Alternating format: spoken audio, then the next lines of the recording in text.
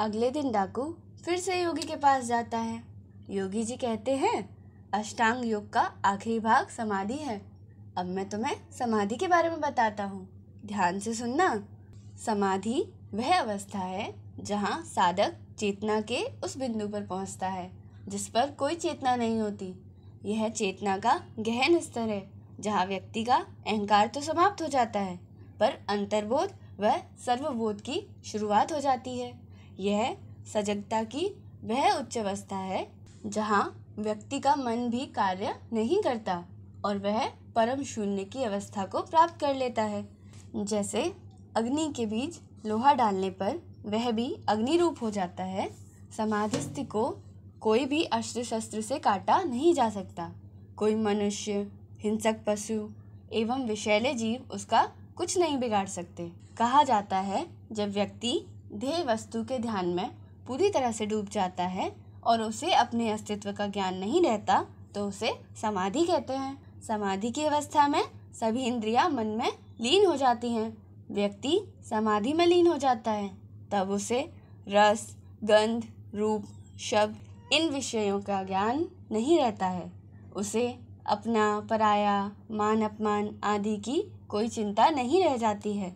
उस पर मरण चिंतन, मंत्र तंत्र का भी प्रभाव नहीं होता और किसी भी प्रकार की वासना में उसे फंसाया नहीं जा सकता। योग से अष्ट सिद्धियां भी प्राप्त हो जाती हैं। समाधि के लिए यम, नियम, आसन, प्राणायाम, प्रत्याहार, धारणा एवं ध्यान की सिद्धि एवं युक्त आहार विहार अनिवार्य। एकाएक समाधि लगाना उचित नहीं है। जब पूर्ण रूप से सांस पर नियंत्रण हो जाता है और मन स्थिर व संतुलित हो जाता है तब समाधि की स्थिति कहलाती है। अब मैं तुम्हें समाधि के लाभ बताता हूँ। जो व्यक्ति समाधि को प्राप्त करता है उसे स्पर्श, रस, गंध, रूप एवं शब्द इन 5 विषयों की इच्छा नहीं रहती तथा उसे भूख, प्यास, सर्दी, गर्मी, मान अपमान तथा सुख दुख आदि किसी की अनुभूति नहीं होती। ऐसा व्यक्ति शक्ति संपन्न बनकर अमृत को प्राप्त कर लेता है। उसके जन्म मरण का चक्र समाप्त हो जाता है। किसी के क्रोधपूर्ण वचनों को सुनकर मुस्कुराकर सह लेना ही समाधि है। अच्छा, मुझे तो पता था कि समाधि का अर्थ होता है जंगल में जाकर आंखें बंद करके बैठना।